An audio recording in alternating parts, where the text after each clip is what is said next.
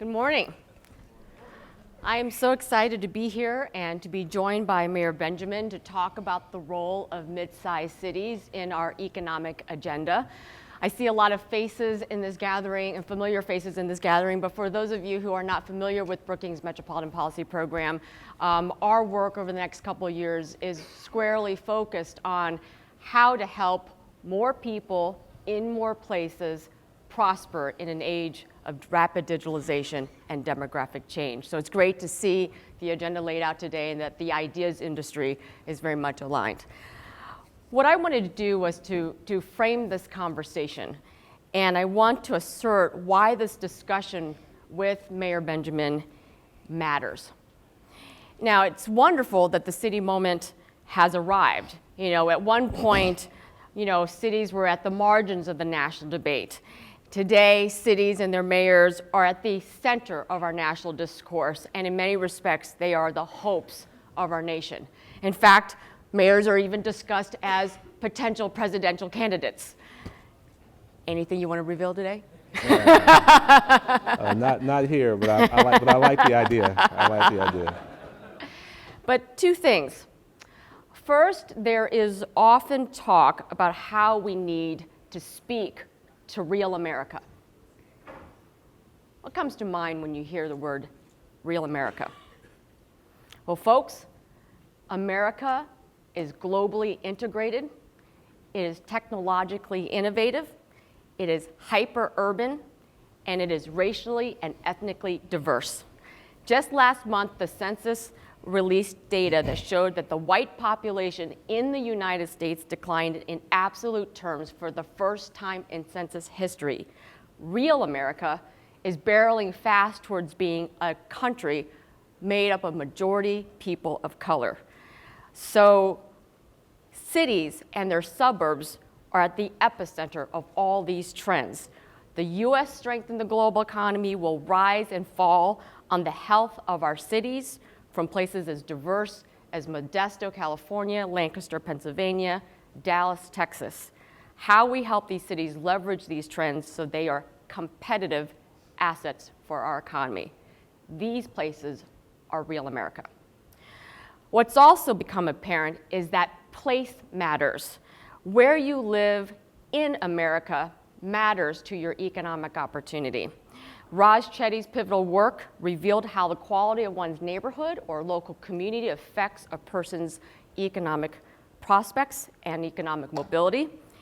And as we all know, the results of the 2016 election has given sharp relief to how the political map reflects in part the map of economic distress, the places most exposed or vulnerable to trade competition, per David Otter's work, or the places of despair and the opioid crisis, per Ann Case and Angus Deaton.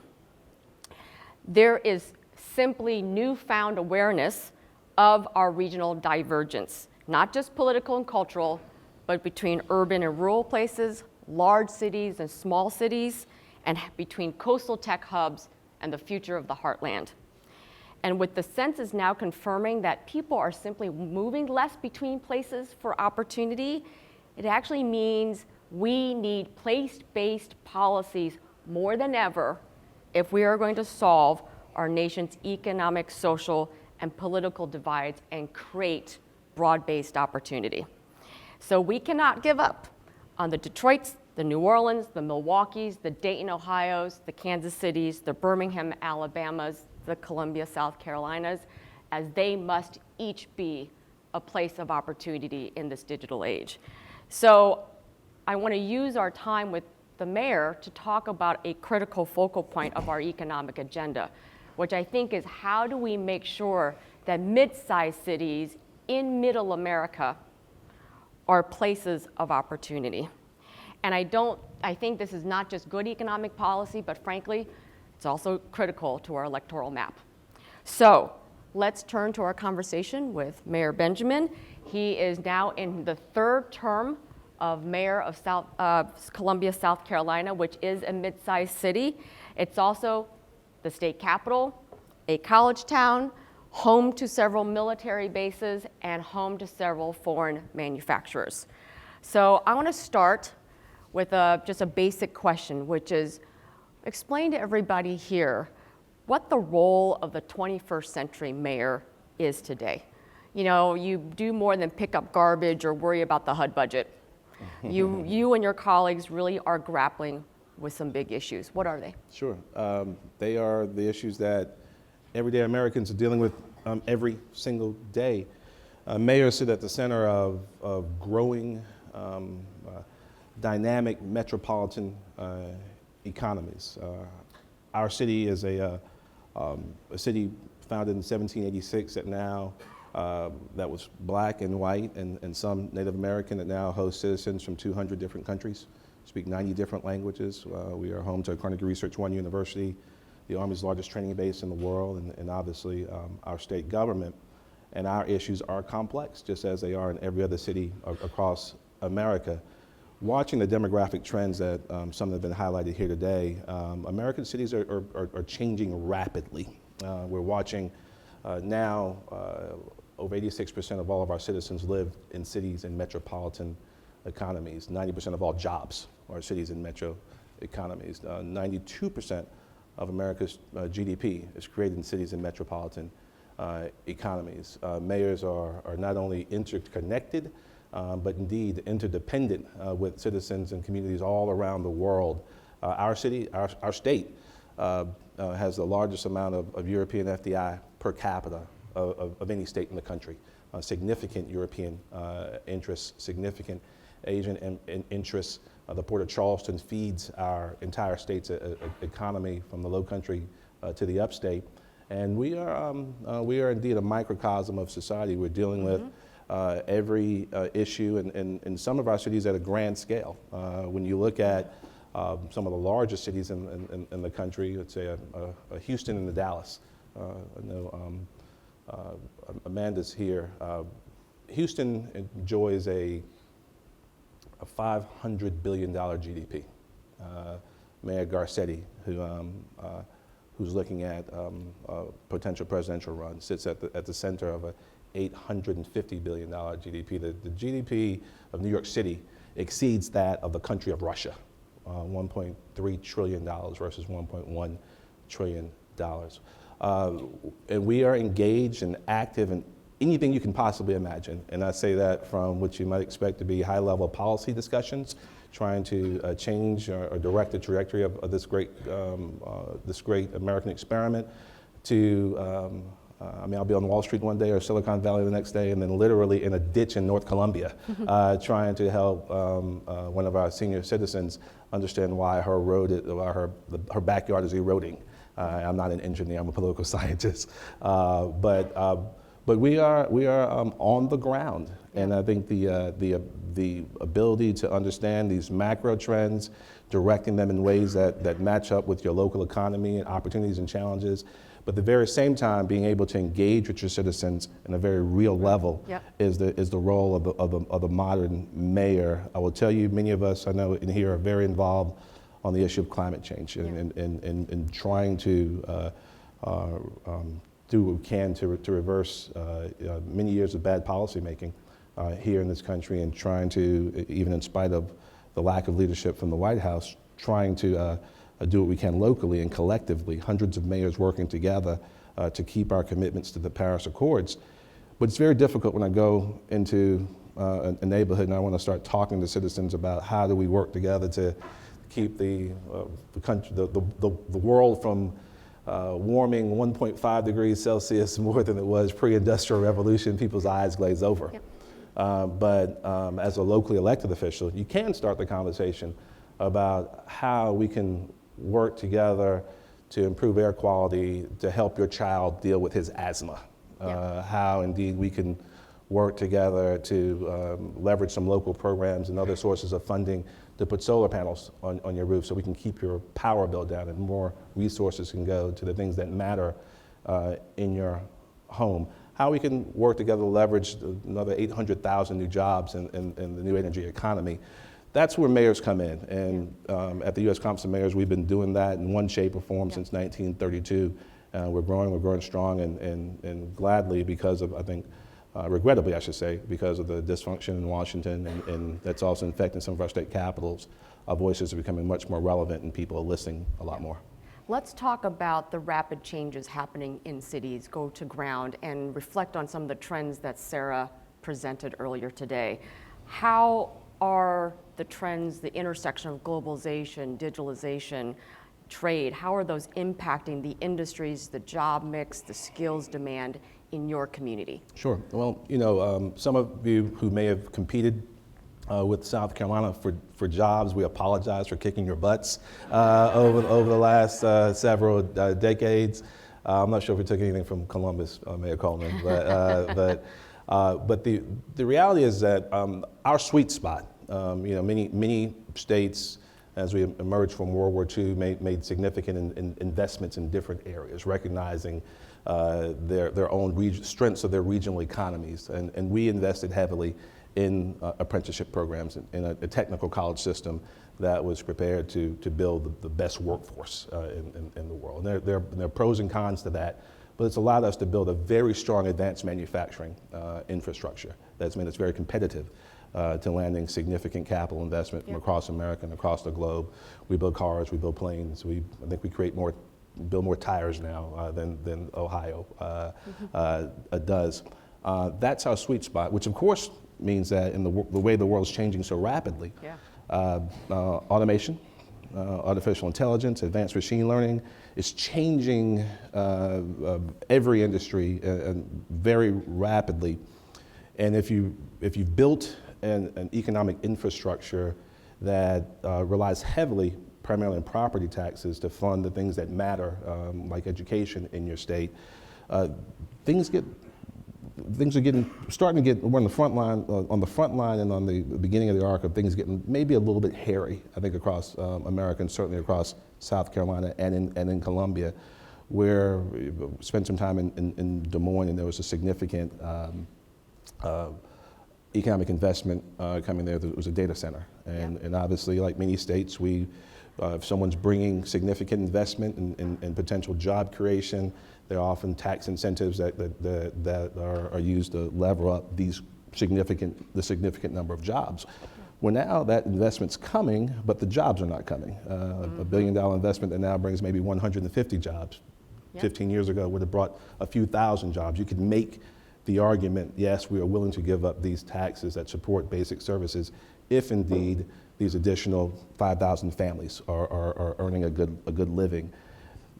The structure is changing rapidly. So it's requiring all of us to be a lot more creative working with our business communities. We have a healthy relationship with our business community in Columbia to continue to work to continue to build knowledge economy jobs, to continue to work to build middle skilled jobs, and try and get folks who in service economy jobs the new skills required to continue to move up and participate in the American economy. But it requires a great deal of creativity. Yep, and I understand that the U.S. Conference of Mayors has actually put together a new task force focused on automation and the future economy. So I still think we're at the forefront of designing the response to this change, but what are you seeing now as emerging responses from cities and metropolitan areas? I think a lot of people in this room are always looking for ideas to scale. So whether it's in Columbia or in a lot of your peer cities, what are we doing now to step up for how do we help our businesses adapt to these new realities? How are we preparing workers for a different set of jobs? Sure. Well, obviously, I believe apprenticeships matter. We've had a healthy apprenticeship program modeled after some of the German models in South Carolina for years because of our long-standing relationships in Munich. But you're seeing a great deal of creativity across a number of different industries, some that are tech-driven and some that are purely people-driven. And obviously we're working to incentivize investment in not just traditional infrastructure, but new infrastructure. How do we lever up public policy, our authority, to encourage those who want to build out our new 5G infrastructure in our cities, getting us ready for autonomous vehicles and people who want to walk down the street with goggles on watching The Walking Dead without having it being interrupted because they have ubiquitous Wi-Fi. How do you use the levers of public policy to make sure you have those investments in your urban core, in your central business districts, but you're also getting across the tracks, the proverbial tracks, and across some of these lines that have historically separated communities. But we're seeing innovations in how do we roll out 21st century infrastructure? How do we work closely with the private sector, including pension funds and sovereign wealth funds, to deliver P3 infrastructure, really focusing on delivering quality infrastructure in America. All of you know that the way we've done it historically has been through tax-exempt municipal bonds, $4 trillion market here in the U.S., primarily funded by local governments and state governments. The age-old rule, litigated back in the late 19th century and codified in the first Internal Revenue Code in 1913, that we don't tax federal debt and they don't tax local debt, has allowed local governments and state governments to build 75% of American infrastructure, with a fraction of that infrastructure built out coming from the federal government. And water and sewer, we're talking about 1.5% of all water sewer infrastructure coming from the federal government, all in the form of loans. You look at that against the backdrop of the fact that we still have, depending on who you talk to, a $2 trillion to $4 trillion deficit on building out American infrastructure. We're talking about roads and clean water and sewer infrastructure, stormwater infrastructure, and a world in which we're seeing significant climate change and more wet weather events, bridges, schools, hospitals, critical infrastructure that's going to allow us to be competitive as we go forward. So you're seeing a great deal of creativity in funding infrastructure in places like Denver and Los Angeles, the People Mover project there, the commuter rail project. Honestly, finding ways to circumvent the federal government. The federal government has walked away, so now we're looking for new opportunities to build critical infrastructure. And again, I mentioned anywhere from $2 to $4 trillion in need. Every $1 billion we spend in infrastructure puts 15,000 people to work. There's significant opportunities there with well-paying jobs. So let's talk about the federal policy implications of your experience. Going back to the opening and sort of the agenda of this group, there is a national debate going on right now about the future of small towns, mid-sized cities, the future of the heartland. And I think this is particularly acute because in the digital era, in the period of high-tech growth, most of that growth right now is concentrated in a few places. In fact, some of the analysis that my colleague Mark Miro, who's here today, has done, found that in the last couple of years, 60% of all the new tech growth in the country has occurred in just 10 metropolitan areas, in places like Boston, Austin, and the Bay Area, which implies there's whole swaths of the country that are still sort of left out of the digital revolution. So we need to spur growth in more places.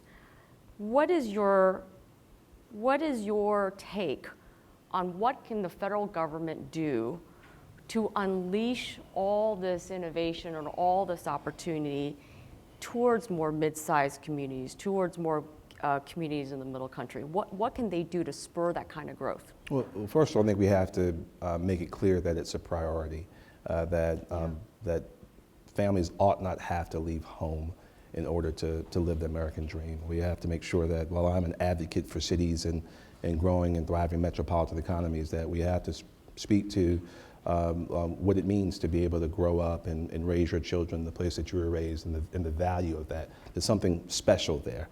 And but we've been here before, whether it be rural electrification or the advent of the telephone. When our country has established something as a priority, we invest in it, and we invest in it in a way that tries to draw private sector capital and to meet public sector needs. I believe that the Opportunity Zone legislation has promise, and it's great to see not just Senators Booker and Scott, but Congressman Tiberi and Kine work across party lines to advance the Investing in Opportunity Act, and then to have it codified in the tax bill in December. And mayors and others are scrambling now, trying to find ways in which we are able to capture these unrealized capital gains. and what could turn into trillions of dollars of new capital invested to help bridge that gap. And I think it's reflective of the way the world in which it's going, where the world's going as well. My brother works for PricewaterhouseCoopers, works on their issues all across the globe, and he does it mostly from his apartment. He does not have to be in an office in Tampa or New York City anymore.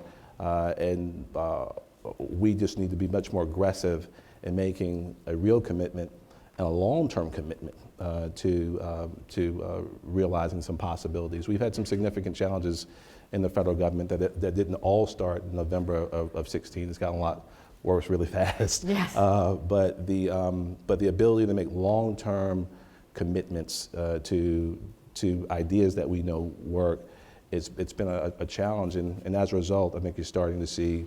I was speaking to a group of sovereign wealth funds and pension funds last week, collectively $21 trillion assets under management, talking about the importance of P3 structures, and we're starting to see much more of an evolution here domestically. Some great things happening in Canada and Australia and different parts of Asia. But as a result of the federal government's inability to solve long-term problems, I think you're going to start seeing just much more creativity and natural communities of interest that are regional in nature. And that's one point I wanted to make sure I made. Yep. As mayors talk and we work and operate, and there's so many wonderful elected officials here, and really appreciate the partnership that we're seeing here. NewDEAL Leaders has really invested heavily in a lot of these local elected officials, pulling everyone together and making sure that we're not just talking about city-centric issues, but we're speaking in a much more regional way. We have communities of interest that extend past the municipal, the boundaries of our municipal corporation. Someone doesn't walk out of my house with my television and stop when they get to the county line and realize that it's a different community. Those issues relate to traffic and air quality and any number of issues. But if we begin to speak to these more regional issues, I think it also makes our message that much broader and helps us grow our base. I want to go back to something you said about, in some ways, I spent a lot of time talking to local leaders and federal mayors and others about the federal role, and we all recognize that the federal capacity to be co-investors in a lot of things is getting harder and harder by the day. But that doesn't mean there are not important issues like infrastructure and business dynamism and investing in underserved neighborhoods or investing in higher ed institutions that have to be done. And I think all of these responsibilities are being shoved down now to state and local levels when both states and local leaders have to balance their budgets. So we're always being more creative, as you said, about new financing mechanisms to do big, bold things. Where can the federal government, at least, or national policy, help you innovate more in financing some of the big issues of the day? We've had some of those discussions, and I mean, Mayor Coleman, as a leader, when he was at the Conference of Mayors, was a part of that back during the prior administration, the Obama administration. And I'd start by saying we engage with people on the Hill on a regular basis, as I know many of you do and have worked or served on the Hill. And we had a meeting last year. I won't say which senator it was. He's one of President Trump's favorites from Tennessee. You figure it out. But he's also a former mayor, and we had a great interaction with Senator Corker, and the conversation got to the point that mayors were coming to Washington D.C. with our hands out, and of course mayors are also very diplomatic, as you guys know. No one said anything, and the reality is that I had to say, Senator, with all due respect, and when the conversation starts with all due respect, you guys know what's coming next. First of all, money is not falling from D.C. like manna from heaven. This is our tax money, Senator, that we want to see repatriated back home. My people send this money up here every April 15th. Secondly, we've finished 5 of the last 7 years with budget surplus in Columbia, South Carolina. We haven't had a tax increase in over a decade. We've indeed reduced our tax millage. We've gotten upgrades from Standard & Poor's and Moody's 3 times. We've cut our long-term non-pension related liabilities significantly to the tune of $100 million, and we created an environment that attracts private sector capital, treats it well. You do that, it grows. We've invested heavily in our in strong social justice, but also our police department. We have had a 60% increase in our police department, unprecedented investments in the arts and in parks. We need the federal government to support more of what we're doing. Columbia is not atypical.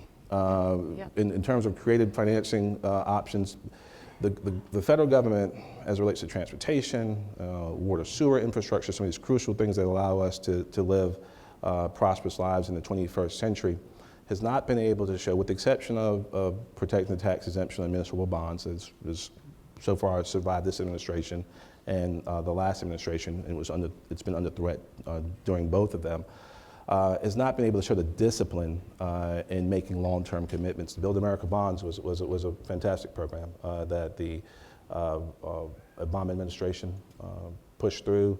We supported it, but the ability to rely on Congress to make annual appropriations to meet that obligation was just not there, and it rocked the capital markets when they wouldn't show up as promised. So I think supporting more of what's happening in local innovation and a real infrastructure bill would make all the difference in the world. That's great. We have time for one more question, and I want to come back to people. There's been a lot of discussion today about the changing nature of the economy, but I don't want to overlook the fact that who is entering the labor market, who's going to be running our future businesses is also changing. Mm-hmm. And the millennial generation, which is the generation that everyone talks about as the young adults that we want to capture and tap, the millennial generation we call, my colleague Bill Fry calls the bridge generation. They're bridging the majority white population with the majority minority population behind them. And how we help the millennial generation, these young workers and the young workers coming behind them, succeed is really important, particularly in this EARN agenda.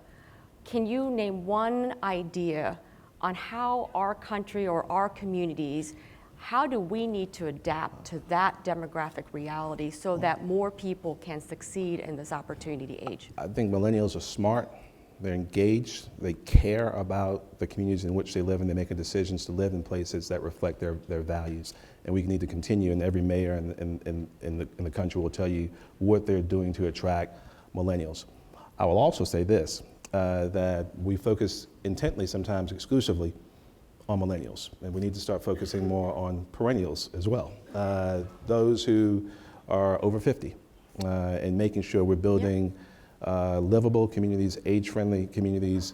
If you carved out people in America who are over 50 years old, they could represent the third largest market in the world, behind the American economy and the Chinese economy, $7.6 trillion GDP. They are more entrepreneurial in creating businesses than millennials as well. I believe that if we're going to be the party of the future, the party of ideas, we've got to continue to be as inclusive as possible. And I mean that not being a big tent that looks like everybody, but also being open enough to realize that the game of politics is a game of addition, not subtraction. It's a game of multiplication, not division. We've got to be able to speak clearly on issues that are important. The issue of infrastructure as our bones, the issue of innovation as continue to build our mind, and the issue of inclusion, the heart of America, speaking very clearly about the values that make us who we are. We can argue about issues at the border all day long, and people want to talk about national security or whatever the issues are. The issues we dealt with, we've been dealing with the last month or so when we took a group of bipartisan mayors down to the border. I couldn't think of any other way to explain to some reporters as they were questioning us. They wanted to talk about any range of issues. The message I wanted to get across is that laws change, policies change, and politicians change. But there are certain laws that never change. And you may call it God's law or natural law. And the idea of separating families is an issue that we can all speak to with some value and some credibility. And I believe our messaging needs to start going in that direction, recognizing, yes, that some of the issues regarding income inequality is real. I will tell you that, however, the issue of income volatility and the fact that people don't feel like they're engaged or getting a fair shot is just very real, and we got to make sure we address that cynicism and engage people on a face-to-face level in a much more real way. I know we're out of time, Yep. so thank y'all so much. It's your job to Yeah, wrap oh it yeah, up. well, I was gonna apologize. say, if anything, if there's one takeaway, you can see that mayors really govern the whole community and all of the issues that we face. So again, join me in thanking Mayor for being with us today. Thank you, Amy.